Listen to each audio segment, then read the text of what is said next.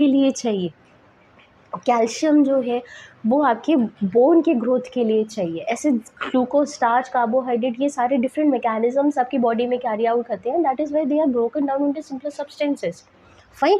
तो complex organic food molecules are broken down into simpler substances. This is digestion. बस ये इतना सा ही डाइजेशन है, इसमें कहीं पे भी एनर्जी रिलीज का प्रोसेस नहीं है। ठीक है, एनर्जी रिलीज का प्रोसेस कहाँ पे आता है? जब रेस्पिरेशन होता है। जो खाना ये है, ये जो सिंपलर सब्सटेंसेस है, इनके ऊपर फर्दर ऑक्सीडेशन होता है। जो ऑक्सीजन आपने इनहेल किया, वो ऑक्सीजन इस खाने के ऊपर एक्ट करेगी, इसको ऑक्सीडाइज करेगी और इसको ब्रेक डाउन करेगी। उसके बाद नेक्स्ट स्टेप क्या है रेस्पिरेशन का? It is breakdown of food molecules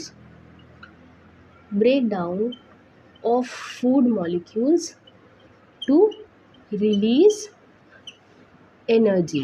And why is energy required? Energy क्यों चाहिए भाई? बहुत सारी एक्टिविटीज़ हैं करने के लिए पूरे दिन में हमारे पास। उन सब एक्टिविटीज़ को, मेटाबॉलिक एक्टिविटीज़ को कैरी आउट करने के लिए एनर्जी चाहिए। वो एनर्जी कहीं बाहर से नहीं मिलेगी, वो एनर्जी आपको इस खाने से मिलेगी। और ये खाना तभी टूटेगा और एनर्जी रिलीज़ करेगा जब उसका ऑक्सीडेशन होगा। और वो ऑक्सीडेशन कैसे होगा? जब आप ऑक्सीजन इनहेल करेंगे। Fine. So digestion is simply breakdown of complex food molecules into simpler substances. These simpler substances, when they undergo the process of oxidation, समझने की कोशिश करना बहुत डिफ़िकल्ट नहीं है, सिंपल सी चीज़ें हैं। जो सिंपल सब्सटेंसेस डाइजेशन की हेल्प से हमें मिले, उनके ऊपर ऑक्सीजन एक्ट करती है, उनका ऑक्सीडेशन होता है। उनके ऑक्सीडेशन की वजह से, और बेसिकली ग्लूकोज का, उसमें भी सबसे ज़्यादा जो एनर्जी प्रोवाइड करता है via with the help of respiration, वो है ग्लूकोज। ठीक है, ग्लूकोज जब ऑक्सीजन के साथ कंबाइन होगा, जब उसका ऑक्सीडेशन होगा, तो वो carbon dioxide, water vapour, and it will release huge amounts of energy, and this is what is needed. This is why respiration is carried out.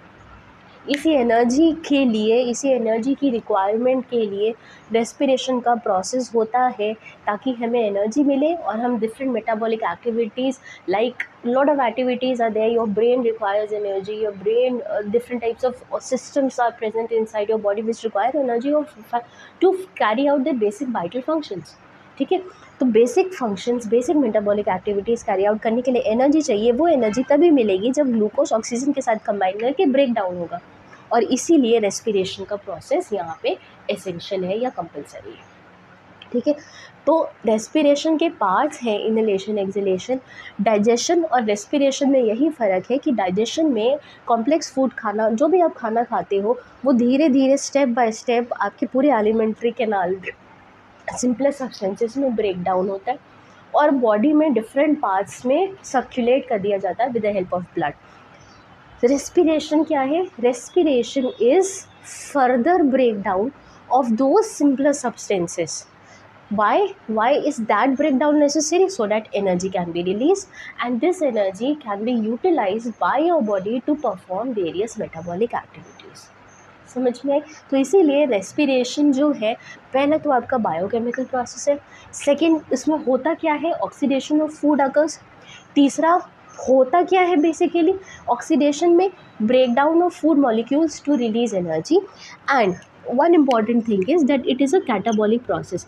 देखो, हमारे बॉडी में जितनी भी मेटाबॉलिक एक्टिविटीज़ हो रही हैं, वो अगर होने के बाद एनर्जी रिलीज़ कर रही है, मतलब अगर उनके परफॉर्म होने के बाद अगर energy as a by product release हो रहा है, ठीक है, तो ऐसे प्रोसेसेस को कैटाबॉलिक प्रोसेसेस बोलते हैं। और एनाबॉलिक प्रोसेसेस वो होते हैं जिनमें एनर्जी बाहर से, मतलब उनके फंक्शन को परफॉर्म करने के लिए, उनको कैरी आउट करने के लिए अगर आप बाहर से एनर्जी प्रोवाइड कर रहे हैं, तो ऐसे प्रोसेसेस एनाबॉलिक प्रोसेसेस होते हैं। This is the difference between a catabolic process and an anabolic process. Catabolic processes are those in which energy is released as a byproduct after the entire process has completed, after the entire course of the process, completion of the process. ठीक है, तो ये जो है respiration आपका, ये catabolic process है। ठीक है। So basically this is the simple equation for respiration, glucose plus oxygen, carbon dioxide plus water plus energy, and this is carried out with the help of enzymes at an optimum temperature.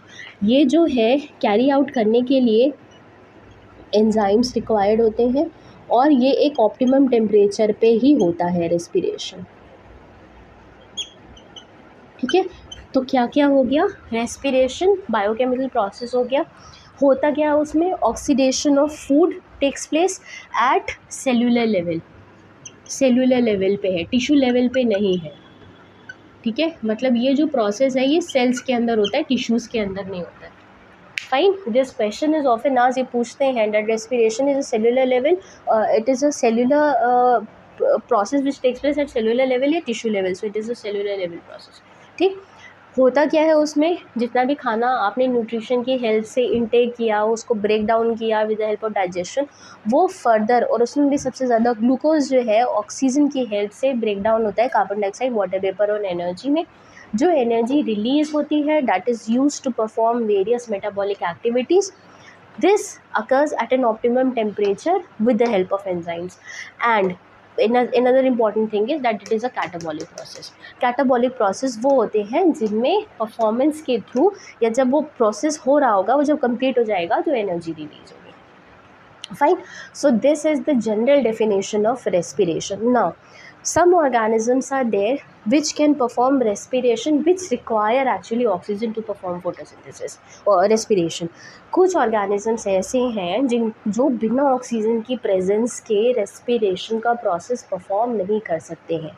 ऐसे organisms को हम aerobic organisms बोलते हैं, और ऐसे respiration को aerobic respiration. ठीक है, aerobic organisms, aerobic respiration. Fine, तो अगर ऑक्सीजन एसेंशियल है रेस्पिरेशन के प्रोसेस के लिए तो ऐसी रेस्पिरेशन को एरोबिक रेस्पिरेशन बोलेंगे। और कुछ ऑर्गेनिजम्स ऐसे होते हैं जो बिना ऑक्सीजन की प्रेजेंस के भी रेस्पिरेशन परफॉर्म कर लेते हैं, मतलब उनको ऑक्सीजन ज़रूरी नहीं है कि ऑक्सीजन हो तभी वो रेस्पिरेशन शो करेंगे, वो ऑक्सीजन की एब्सेंस में भी रेस्पिरेशन का प्रोसेस शो करते हैं। ऐसे ऑर्गेनिजम्स को हम एनारोब्स बोलते हैं, और इस प्रोसेस को रेस्पिरेशन के हम एनारोबिक रेस्पिरेशन बोलते हैं। ठीक है, अब डिफरेंस क्या है ये मैं डिटेल में आपको बताऊंगी, लेकिन जस्ट अभी इतना बता दे रही हूँ। एरोबिक रेस्पिरेशन, पहला difference, it takes place in the presence of oxygen. Anaerobic respiration, it can take place in the absence of oxygen also. ठीक है, presence of oxygen is not compulsory. Second difference, in this complete breakdown of glucose takes place. Aerobic respiration में जो glucose है वो पूरा का पूरा break down हो जाता है into carbon dioxide, water vapour and energy. Fine, so in aerobic respiration there is always a complete breakdown of glucose into carbon dioxide, water vapor and energy, whereas in the case of anaerobic respiration, partial breakdown। ठीक है, glucose break down तो होगा लेकिन आपका lactic acid में भी break down हो सकता है। ठीक है, वो इथेनॉल में भी ब्रेक हो सकता है, मतलब there is no complete break down of glucose. Muscles में जब एनारोबिक रेस्पिरेशन होता है तो वहाँ पे आपका लैक्टिक एसिड बन जाता है जिसकी वजह से क्रैम्प्स होने लगते हैं। ठीक, नॉर्मली एनारोबिक रेस्पिरेशन में ग्लूकोज कम्प्लीटली ब्रेक डाउन नहीं होता, it gets converted into ethyl alcohol या ethanol and water vapour and energy. Energy release, third difference, energy release in both these processes is different। जो aerobic respiration होगा उसमें energy जो है वो ज़्यादा रिलीज़ होगी, जो एनारोबिक रेस्पिरेशन है उसमें जो एनर्जी रिलीज़ होगी उसका अमाउंट हमेशा कम होगा, because incomplete break down, the glucose is not getting broken down completely, partial break down हो रहा है। ठीक है, तो इसमें दोनों में एनर्जी रिलीज़ होती है, लेकिन एरोबिक रेस्पिरेशन में एनर्जी जो है वो ज़्यादा रिलीज़ होगी in comparison to anaerobic respiration. Fine, अब इसकी इक्वेशन, इसके एग्जांपल्स जो हैं वो मैं फर्दर डील करूँगी। Today I just wanted to give you the just difference between digestion, respiration, types of respiration and what actually happens in the process of respiration. Fine, with this I end with this video. कहीं पे कोई problem होगी, कोई query होगी तो comment section में mention कर देना। Thank you.